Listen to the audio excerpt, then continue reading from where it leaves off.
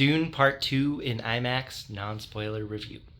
So I just finished this book probably about an hour before my showtime started. So I was cutting it close. I really wanted to finish it before the 2021 Dune, but it's a difficult read, and I'm a procrastinator.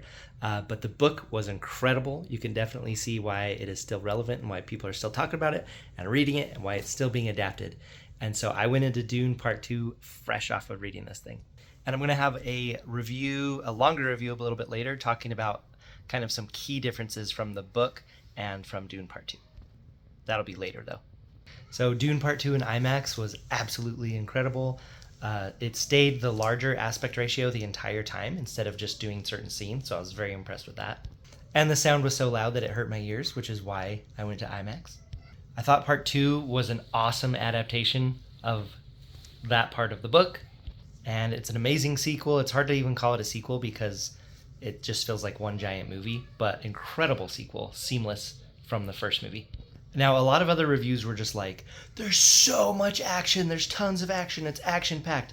And the way the reviews were wording it was making me feel like it was nonstop. And there's definitely still slow parts, which is good because it would be too much. But there is a lot more action, and it is very cool. A lot of really cool practical explosions and effects and stuff. So speaking of my longer review coming up later, that's going to talk about the differences between the book and the movie. I really liked the changes they made to the book. I thought they were actually for the better, if you can say that. Now, do these movies replace the book? No, but outstanding adaptation, just like Lord of the Rings. Now, the IMAX theater I went to, it was a 10 p.m. showing, but it was absolutely packed. And when everybody was getting up and leaving, I could tell that the entire theater not only just had a good time, but the entire theater loved it. And my party was 12 people, and all of us loved it.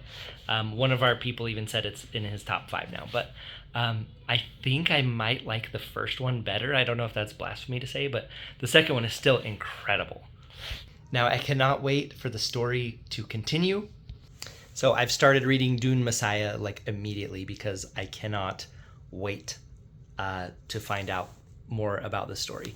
So I don't know when the Dune Messiah movie will be, 2026 or later, but I can't wait to find out what happens, so I gotta read it now. So Dune Part 2 in IMAX, absolutely incredible, amazing movie. I want to watch it again and again and again. But it's a lot darker, a lot more violent than the first one, so just heads up on there. And now I grew up watching this version. It was my dad's favorite movie. It's not anymore. But this is the 1984 Dune on 4K. So now that I've read the book and watched Part 1 and Part 2 of Villeneuve's Dune, now I want to go back and revisit this version of Dune that I kind of grew up with, that I haven't watched in ages. So looking forward to diving into this bad boy right here.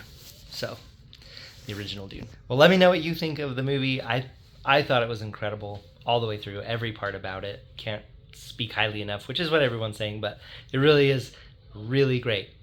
And I haven't seen the Sci-Fi Channel Dune, so let me know if you've seen that. But watch for a longer book to movie comparison with just select differences that kind of stood out to me. So thanks for watching, and we'll see you in the next one. Bye.